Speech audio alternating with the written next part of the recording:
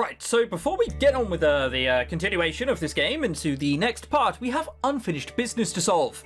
Where, apparently, this will work if we put Dave as a name for the shark. What about Dave? You sure? That kind of sounds like a plain Jane name, I'm sure. Okay then, Dave it is. Plain Jane, how dare you? How very dare you? Okay, and now we're gonna put, Pigu. No, I'll give Pigu.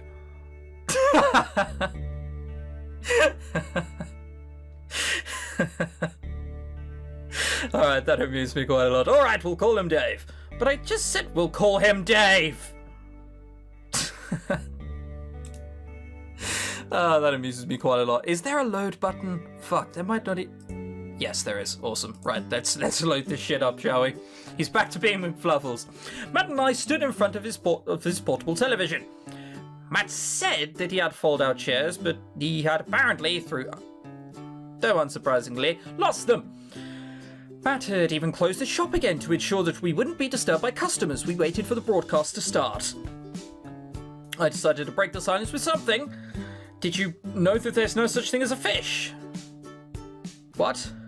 The one that ends up on my plate every week. I was definitely amused by Matt's expression of horror. You've cracked.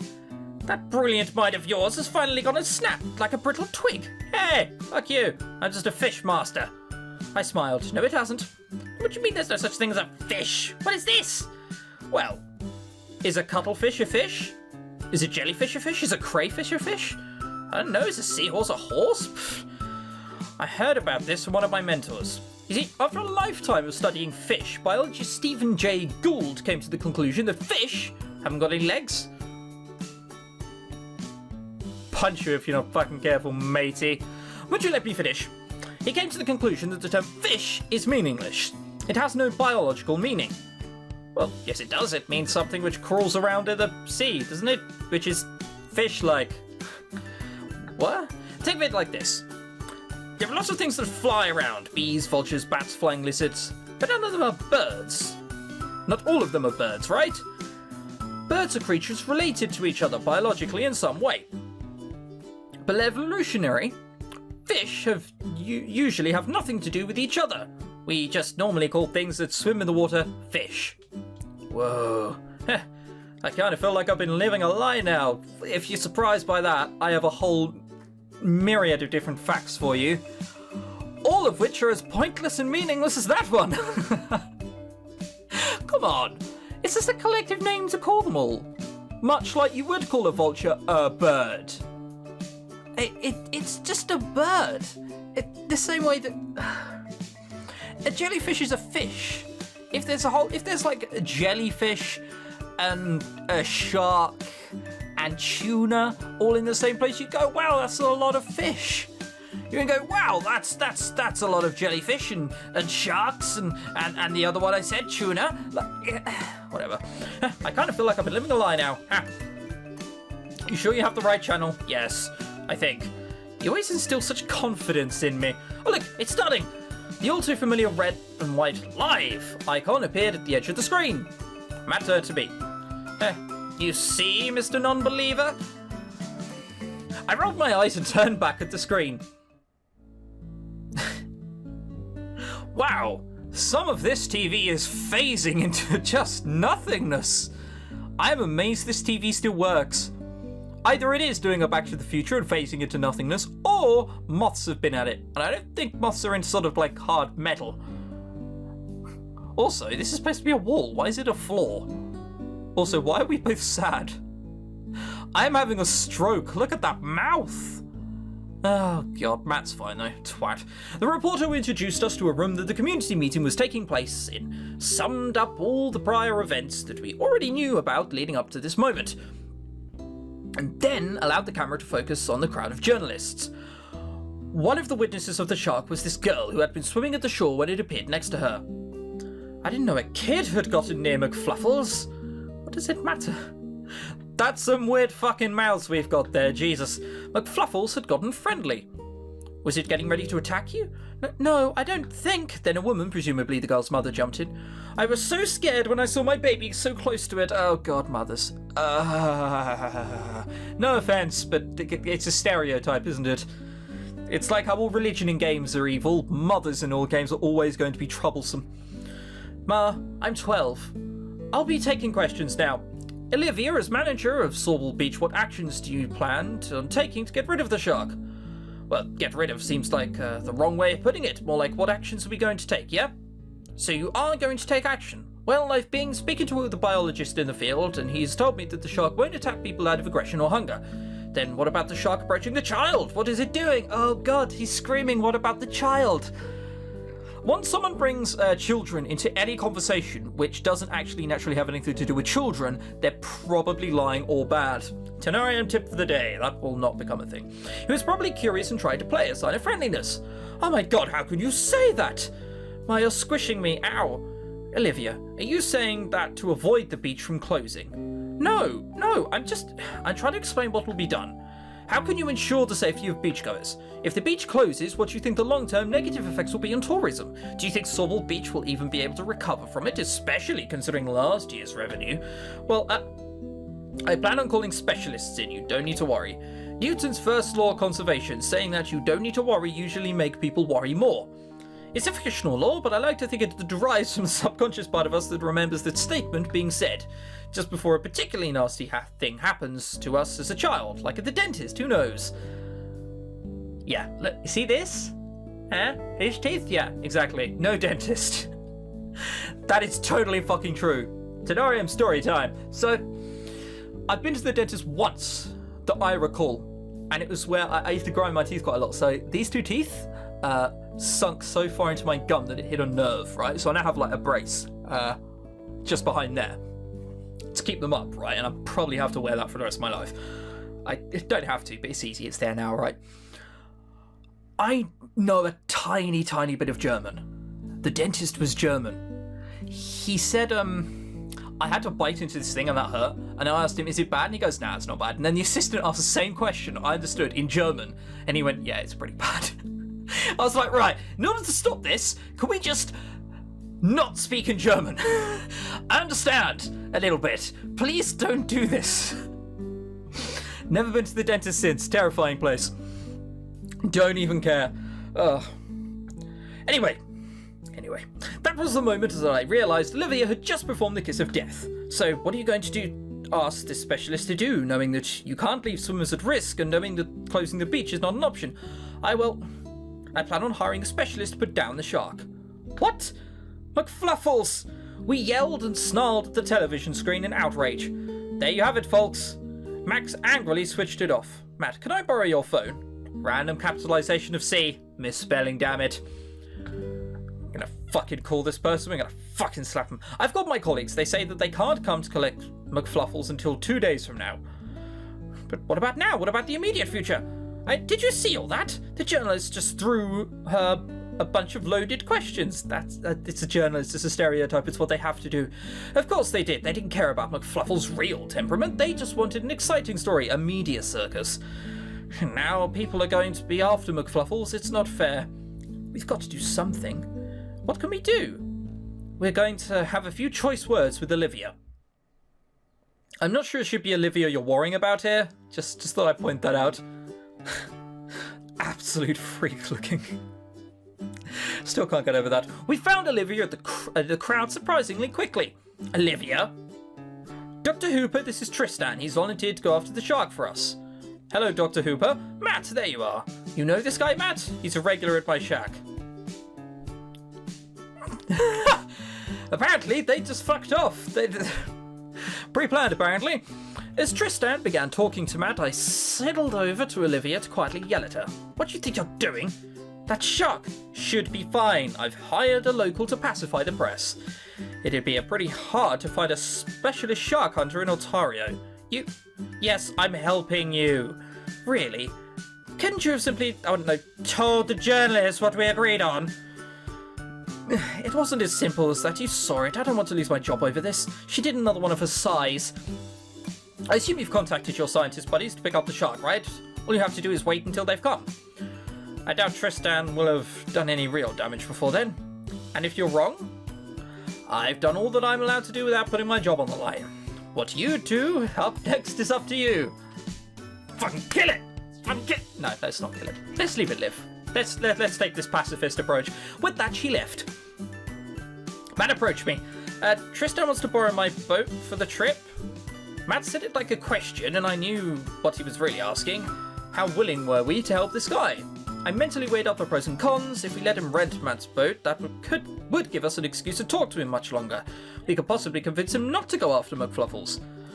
On the other hand, if we stopped him from using Matt's boat, that would buy us some time. Tristan would have to look elsewhere. We could convince him. This is a happy game made by a Canadian, so let Tristan borrow Matt's boat. Happy! See? Happy! It's dumb. I wouldn't do this in real life. This is so dumb. But happy! Let him, I mouthed to Matt. Matt looked surprised, but didn't argue. Okay, Tristan, let's go. Thanks. Off we go. What are we doing? If we refused, he would have just gone to another shop for a boat. At least now we can try and win him over. Oh yeah, good point. See, this is why I latched onto you back at that forum. You think of the aspects that other people don't even think of. Yeah, it's because it's dumb, but whatever. A few hours in 48 hours is going to make a big difference. That's what made your essays awesome. You remember reading my thesis essays? Yeah, man, it wasn't that long ago. But it was before we met, before we decided to meet.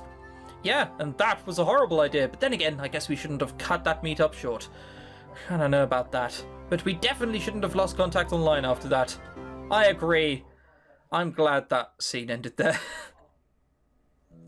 That seemed very lovey-dovey. The boat slowed down as we went further out into the lake. I could see one or two stray, dogged reporters at the shore in the distance still trying to film us. I felt disgusted. What were they trying to get film footage of? Us spearing a shark? Well, no, I imagine this is big news though, so they're looking at it and going, oh, look, there. And now, Jim, we see people in a boat trying to take down a shark. They're still at it.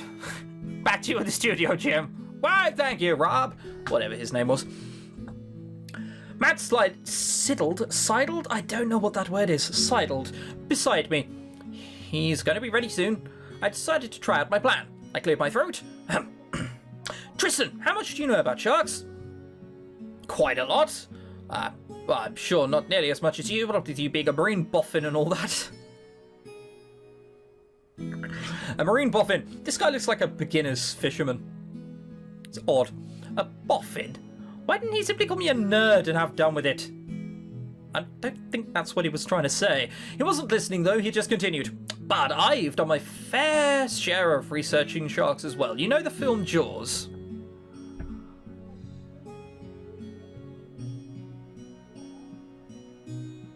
No one who knows anything!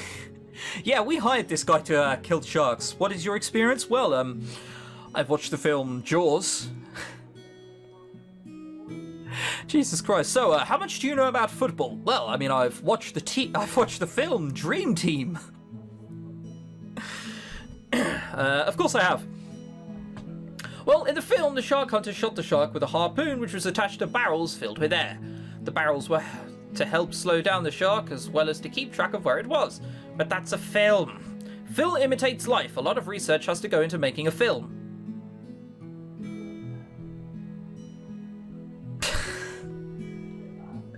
Oh god, imagine if everyone thought that. The thing is, Tristan, I don't think you know as much about sharks as you think. Then Matt jumped in. This shark is special, he's our friend. Oh no! Ah, he just shot our credibility in the face. Oh, we have none left. That was right in the face. Yes, he's also an undiscovered breed of shark. He shouldn't be killed. You see it as a specimen. I see it as a danger. He picked up the harpoon. Olivia gave me a job to do and it's my responsibility.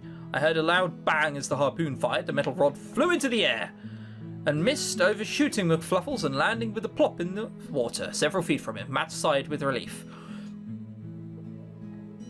However, in all his planning and foresight, Tristan neglected to remember the bit in Jaws where the shark hunter got their foot caught in his rope, pulling him overboard. Do we have a bad idea that we shouldn't do? We do, don't we? Because that's exactly what happened to Tristan. With a splash, he fell in. I thought we were just mocking... whatever. Help! The shark's coming! McFluffles slowly swam up towards him, his dorsal fin sticking out of the lake and Knife? Oh, I thought that said knifing. No, knifing through the water. Within seconds, McFluffles reached a very terrified Tristan. I looked in amazement. McFluffles he's helping Tristan keep afloat. The shark pressed his nose against Tristan, helping the man to keep his head above the water. Okay, now this is a bit fantastical. I doubt this will happen. Recovering from my surprise, I threw Tristan a life preserver so that he climbed back aboard. Using the rope attached to the flotation device, Tristan scrabbled back on deck. He was visibly shaking. He tried to save me. The shark was helping me. See, we told you. After you shot him as well, if I was the shark, I'd have been pissed off. I'd have bitten his fucking leg off. Let's go back ashore. Indeed, let's. I'll tell Olivia I'm not cut out for this, and that no one else should be. Matt turned to me. You did it! Let's high five. We did it! With McFluffles' help. Oh my god, that just shot forward. Wow. I got a call from one of my past colleagues who was now an aquatic biologist. Of course they were. What's the difference between aquatic and marine? Is marine like closer to something and aquatic just means water in general? I wonder. What does marine mean then? Actually, no. We had been talking for several minutes, but a question he raised caused me to hesitate. I assume that means caused me to be hesitate. Hesitate? Oh, whatever. Bernard, what do you think we should do with the shark? Meaning, do you think we should keep McFluffles in Lake Huron and come up with a solution to isolate him from beach tourists? Or do you think we should have McFluffles relocated to a wildlife reserve? We could, if we do the former and something goes wrong, we'll say, oh, we should have done more. But if we do the latter and something goes wrong, we'll say, oh, well, we shouldn't have got so involved with nature. In the nicest possible way to sharks, probably the wildlife reserve. Like, there are going to be people who see sharks in the sea and shit themselves. I know the sharks aren't that scary. However, if I see a shark in my local sea in Spain, I shit myself. Oh no, something which is much bigger than me and capable is sort of swimming towards me. Fuck. Like, even if it's not looking out to get me, it's just looking to stick its teeth on me to taste it, to, see what it's like. That's horrifying. It's the scientist's universal lament. I want your opinion on this decision. Well, take McFluffles to a wildlife reserve. This is dumb. No. We're playing the game as a Canadian, damn it. We're playing this as a fucking Canadian. Even if it goes against all logic and sense of anything whatsoever, we're fucking happy. And we'll fucking do nature, alright? Fucking staying in the lake. We're playing this as a Canadian. I want McFluffles to stay in the lake. A netted wall was built to isolate Bruce. Bruce? Bruce? Bruce? That's fucking bullshit, Bruce. The wall was so big, so McFluffles was given a lot of space. Scientists and marine biologists come across from the world to help study McFluffles. And now he's called McFluffles. As well as Matt and myself, of course. And several months later... Where are we? Still Sawball Beach. I called to Matt, who had finished putting on his scuba gear and had stepped into the lowered cage. I'm just about to add the slab of meat. You sure you don't want to back out of this? We could have the meat ourselves for a meal or something? Nah, man, I want to do this. There's no way I'm backing out of it. Very well. The bigger question is, are you sure you don't want to do this? Quite sure. Fine, but you're missing out, man. I bet I am. Still not going to find out, though, am I? I lowered the meat into the water by a rope. It looks like McFluffles is coming. Matt placed the breathing apparatus in his mouth and submerged his head underwater. That is not a small enough shark cage. What's the point? Where's the meat? Second of all, that shark can get through that! Look at it! Or is the idea that once he's in there he can't open his mouth? Regardless, our hand is so far out, he could chop the shit out of that. Whatever. McFluffles swam up and tore into the meat, visibly enjoying it. As the shark swam up towards the boat, Matt reached out a hand and petted McFluffles' side. I looked at Matt from above the water from the amount of bubbles coming from his mouth. I could tell he was trying to say something that I couldn't hear. But I knew him well enough to know what he was saying. This is amazing! Matt has been helping me write my new thesis. It's about McFluffles. Looks like I finally got back my inspiration for writing. Matt and I haven't lost touch with each other, and I have a feeling we are never going to. It's true love. It's Canada. It's legal. Probably. It must be in Canada. I guess you could say that our mutual attachment for a shark rekindled our friendship. What do you mean, I guess you could say? That's what happened! That's not... Oh, well, you know, you could say... That just happened! Whatever. Rekindled our friendship. Ending. Petting in cages. Hooray! The shark in an updated Jaws could not be the villain. It would have to be written as the victim.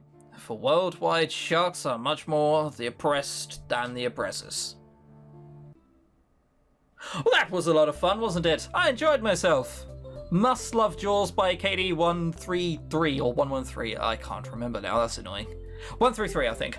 That was a lot of game. There was a message behind it, but it wasn't sort of, you know, I'm gonna shove my fist down your throat with a paper note with the message on it.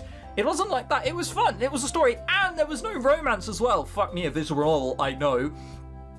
But that was definitely the weakest part of Three Guys. There was a romance in it, and it just felt sort of shoved in, all things considered, considering like it was taken over the place of a week. But that was quite good. I liked that. I look forward to playing the next game she makes as well. Yeah, until next time, we'll see you then. Have fun. Goodbye.